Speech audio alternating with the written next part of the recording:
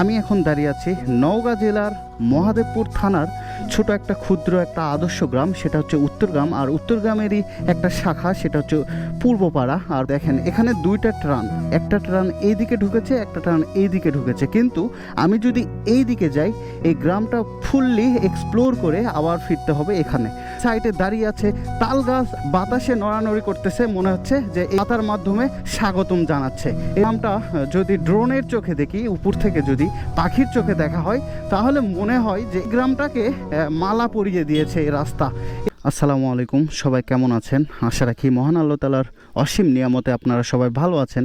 তো আমি এমন একটা জায়গায় দাঁড়িয়ে আছি, আর আজকে আলাদা দিনের চেয়ে ডিফারেন্ট ভিডিওটা হতে চলেছে।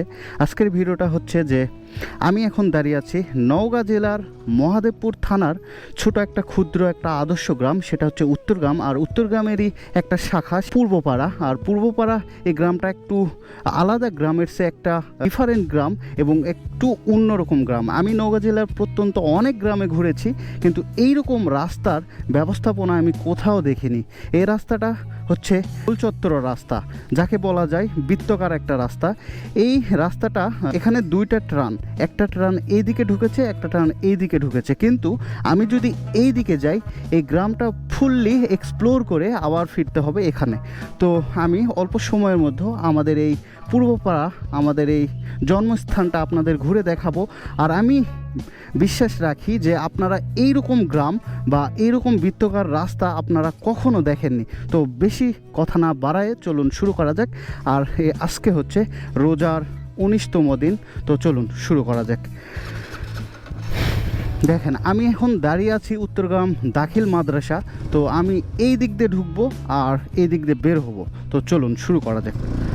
তো দেখেন গ্রামের মধ্য দিয়ে সুন্দর রাস্তা, আর এখানে সুন্দর একটা দাখিল মাদ্রাসা, আর সামনের দিকে সুন্দর একটা মাঠ এখানে করে দেওয়া হয়েছে আমাদের এলাকার ছোট ভাই বড় ভাই সবাইকে সময় কাটানো এবং খেলাধুলায় নিয়োজিত থাকার জন্য। তো চলুন আমরা গ্রামে এসে গ্রামের সাথে পরিচয় করাবো, বাইরে কথা না বলি। দেখেন গ্রামের রাস্তার মাঝখানে এই যে ছাগল দাঁড়িয়ে আছে, আর সামনে চোখে পড়তেছে দেখেন দলবদ্ধ হয়ে হাঁসের পাল বা দলবদ্ধ হয়ে হাঁসেরা বসে আছে, আর সাইডে পুকুর।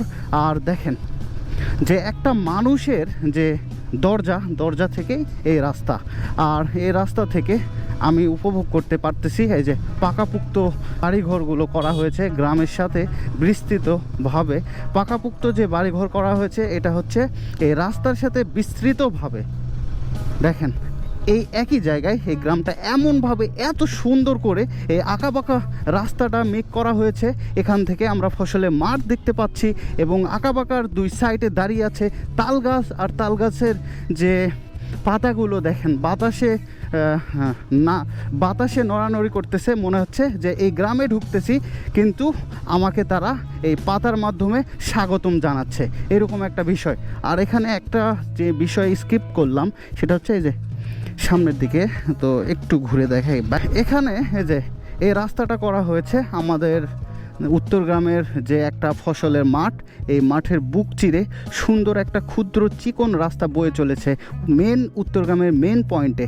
আর এই রাস্তা দিয়ে কৃষকেরা কাজে যায়, বিভিন্ন প্রয়োজনের সাথে উত্তরগ্রাম যায়। এটা কৃষকের বা আমাদের এই এলাকার মানুষের যে একটা সুবিধার স্বার্থে এই ছোট পরিসরে চিকন রাস্তাটা তৈরি করা হয়েছে। আর এই যে দেখেন রাস্তাতে কত সুন্দর করে এই যে ছাগলগুলো দাঁড়িয়ে আছে, বাচ্চারা খেলতেছে, ছোটোবেলার স্মৃতিগুলো মনে পড়ে যাচ্ছে। আর দেখেন এই যে গ্রামের যে বাসায় যে বাইকের সাউন্ডটা বাড়ি খাচ্ছে, সেই আওয়াজের সাথে মনের মধ্যে বাজে উঠতেছে হাজারো স্মৃতি। স্মৃতিগুলো কি জানেন? এই রাস্তাটা এত সুন্দর আঁকাবাঁকা হওয়ার কারণে আমি ছোটোবেলায় অনেক সাইকেল নিয়ে এসেছি, ছোটোবেলায় সাইকেল চালানো শিখেছি। এখানে সাইকেল নিয়ে পড়ে গিয়েছি, আবার সাইকেল নিয়ে উঠে দাঁড়িয়েছি, আবার চালিয়েছি। তো অনেক স্মৃতি জড়ানো এই গ্রাম। আর এই গ্রামের দেখছেন অধিকাংশ রাস্তার সাইডেই পাকাপুক্ত বাসা করা হয়েছে। আর ছোটো এই যে মুদির দোকান দেখা যাচ্ছে, এখানে ছোট পরিসরের দোকান। আর দেখেন মুরগের দল, মুরগের বাচ্চা নিয়ে খাবারের সংগ্রামে যুদ্ধে নেমে পড়েছে, তারা খাবার খাচ্ছে। আর এই যে সুন্দর একটা পুকুর দেখা যাচ্ছে এই গ্রামের রাস্তার সাইডেই। কত সুন্দর ভাই। আমি ছোট মানুষ আর আমি সেভাবে অজ্ঞানী একটা মানুষ, আপনাদের কিভাবে এক্সপ্লেশন করে বোঝাতে পারতেছি আমি জানি না। তো দেখছেন কত সুন্দর। এখানে রাস্তার সাইডে আবার কবরস্থান দেখা যাচ্ছে। তাহলে দেখেন এই গ্রামটা কত সুন্দরভাবে সাজানো হয়েছে জানেন। এই গ্রামটা যদি ড্রোনের চোখে দেখি, উপর থেকে যদি পাখির চোখে দেখা হয়, তাহলে মনে হয় যে এই গ্রামটাকে মালা পরিয়ে দিয়েছে এই রাস্তা। এই গ্রামটাকে মালা পরিয়ে দিয়ে গ্রাম মানে স্মৃতি এবং হাজারো মানুষের ভালোবাসা সব কিছু জড়িয়ে রেখেছে এই যে রাস্তাটা। যে আমি একটা কথাই বললাম যে উপর থেকে দেখলে মনে হয় যে এই যে গ্রাম, এই গ্রামকে এই রাস্তাটা মালা পরিয়ে রেখেছে। এই মালাটা ভালোবাসার, স্মৃতির এবং হাজারো ছোট থেকে বড় ইয়াং জেনারেশন সবার বেড়ে ওঠার গল্প এবং স্মৃতি জড়ানো এই রাস্তা। এই আমি এক কথায় বলবো এই মালা। তো দেখলেন এখান থেকে আর একটা ক্ষুদ্র রাস্তার যে শাখা চলে গিয়েছে এটা নওগাঁর দিকে।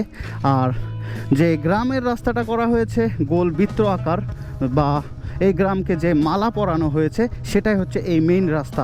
আমি ঢুকেছিলাম মাদ্রাসার সামনের রাস্তা দিয়ে, এখন আমি মাদ্রাসার পিছনের রাস্তা দিয়ে বের হব। তো কি বুঝলেন ভাই? আমার মনে হয় না আমি এই এলাকায় বা এই নওগাঁ জেলার প্রত্যন্ত গ্রামে ঘুরেছি, কিন্তু এই রাস্তা আমি কোথাও দেখিনি। এত সুন্দর কমিউনিকেশন ব্যবস্থা আমি কোথাও দেখিনি। দেখছেন কোথায় ফিরে আসলাম, কত সুন্দর একটা গ্রাম এক্সপ্লোর করলাম। এখানেও একটা কবরস্থান আছে, আর এখানে এই সুন্দর দাখিল মাদ্রাসা দেখছেন। এখানে বাচ্চারা খেলা করতেছে। আর রোজার দিন, তার জন্য আপনাদেরকে সুন্দরভাবে এক্সপ্লেশন করে দেখাতে পারলাম না। তো আবারও একদিন নতুন ভিডিওতে নতুন কিছু নিয়ে আমি আসবো। আমি আপনার জাকির ছিলাম এতক্ষণ। আমার ভিডিও কাছে দূরে যে যেখান থেকে দেখুন সবার জন্য সুস্বাস্থ্য কামনা করছি। আর একটা কথা বলে রাখি, এই ভিডিওগুলো অক্লান্ত পরিশ্রম করে করি, কিন্তু কেউ শেয়ার করে না ভাই।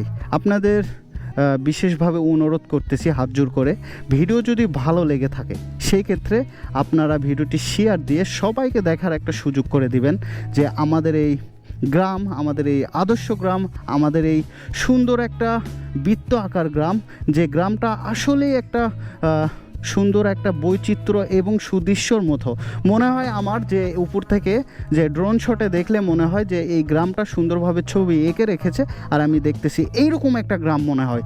আর জানি না আমি অল্প সময়ের মধ্যে কতটা এক্সপ্লেশন করতে পারলাম। আর ভিডিওটা যদি ভালো লাগে তাহলে অবশ্যই একটা লাইক করে দিবেন। আর আমার ভিডিও কাছে দূরে যে যেখান থেকে দেখুন সবার জন্য সুস্বাস্থ্য কামনা করছি। সবাই ভালো থাকবেন, সুস্থ থাকবেন, আর সব রোজাগুলো রাখার চেষ্টা করবেন। মহান আল্লাহ তাআলার ইবাদতে আপনারা মশগুল থাকবেন। আর আপনাদের জন্য শুভকামনা রইল এবং ভালোবাসা থাকলো আপনার জাকিরের পক্ষ থেকে। তো সবাই ভালো থাকবেন। আল্লাহ হাফেজ।